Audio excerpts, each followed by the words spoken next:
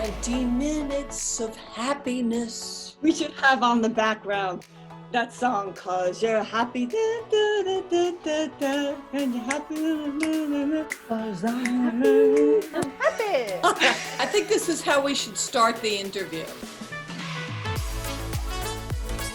Oh, Woohoo! hello. Guys are like A+++. Can I just have a total geek out moment with you two being super fans? Thank you. Oh, we're just weaving all of our love threads together.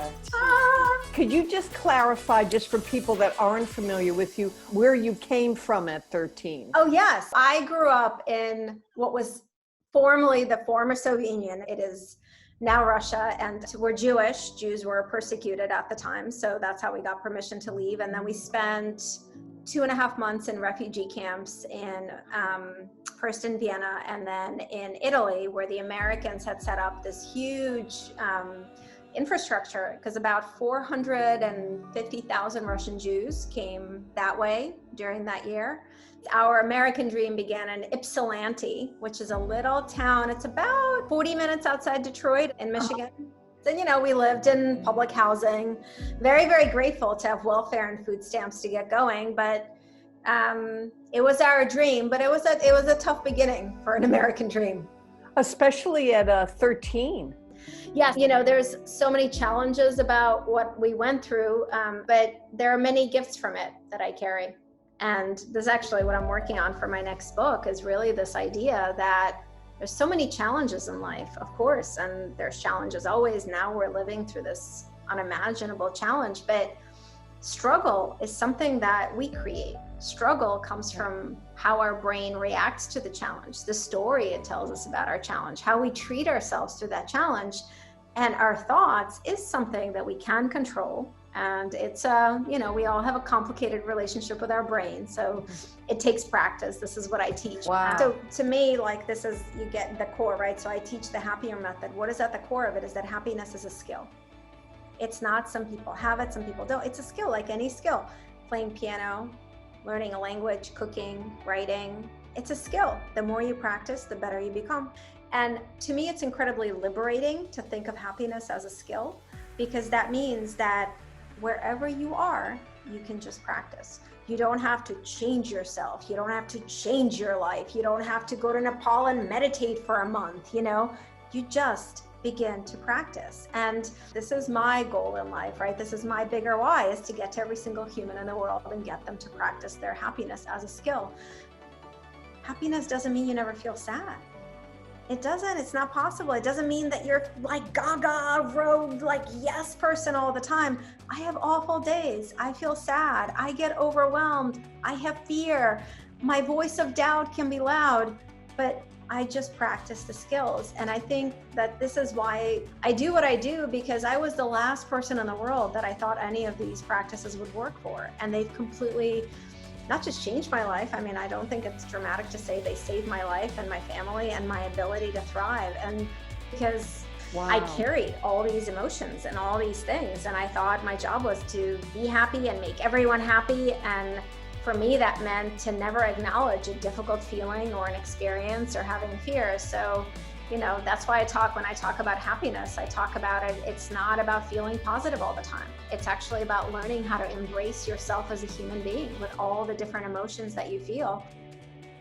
So I find, especially in the United States, there's a little bit of this culture of positivity, turn your frown upside down, just look for the silver lining. And I run a company called Happier. I wear yellow. There's nothing wrong with joy and happiness. It's what we're all here for. But I think a really important thing to recognize that all of our emotions have a place. And we can't just feel good all the time. And so I really, this has been one of the core philosophies of what I teach, is because I had to learn it for myself. You're almost making me cry, because right now it's such a challenging time. And I read a lot of things about, did you clean the 50 closets you were supposed to? And did you do this and do that? And you're right. Like sometimes I'm just, not happy. And that's okay. And that makes you human. Yeah. And that makes you human. That is so beautiful. Nataly, I think this time has turned the perception back inside. What is it that Nataly loves? What is it that Jean loves? What is it that Alison loves? And Yes. because life is fleeting and life is precious. Yeah. Right. It's giving ourselves the freedom and flexibility and grace to feel different feelings and not be like, I should not feel bad today. I got a lot done. Why do I feel bad? But I think, as human beings, we have an amazing way to make things really complicated. I think so, Jean, to your point, like you made this motion, even like things are coming back inside.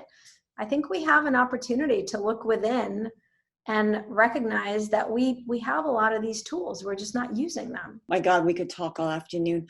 What do you have a practice that you do in the morning to kind of set your oars in the water, or I love that, the oars in the water. Yes. So the short answer is yes. The longer answer is it's not the same every morning. It's something I really want to communicate to everyone.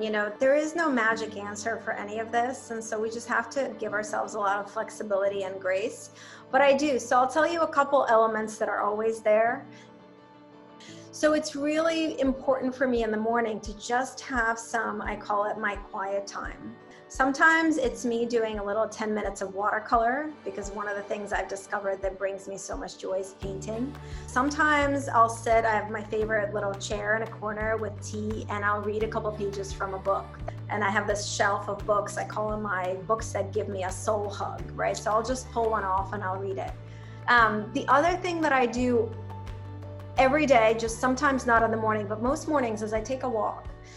It's a really important kind of, I call these my daily anchors, Jean. These are my daily anchors. So a little bit of quiet time, and I really encourage folks to be open. You don't have to call it meditation. You can just call it to sit and be quiet. It was easier for me to do that. A walk. And then the thing that I do always do is a gratitude practice. And sometimes I'll write down a couple things I'm grateful for. Sometimes I'll just consciously pause and think of them. Sometimes I write on little sticky notes, gratitudes for my husband and my daughter, and I'll put them on the kitchen counter. But that's, so I would say those three elements are always there. Beautiful. So interesting, Jean, you're getting to, this is my whole bigger why for the work that I do is, look, these messages I'm sharing, these teachings, they are thousands of years old, right? They have been here. We're all just messengers, but I'm always trying to find a way to make them the most accessible for the greatest number of awesome humans. And that's what drives me, is just to get us to do them. Who cares what we call them? Right. I often say the way that we help each other is we do the practices, right? Because as human beings, we are all connected, and our emotions are contagious, our practices are contagious. And, the more that we can all go within and practice these, that's how we spread the goodness around. And boy, does our world need it right now. So I'm so grateful to be able to connect with both of you. This is totally a fangirl moment for me, I must say. I love it. Nataly, you're such a beacon of light in our world, and I love your practices. They're practical, they're fun, they're inspiring, and your rippling effect is profound. Thank you both so much. Have a good rest of your day. Bye. Bye. Bye.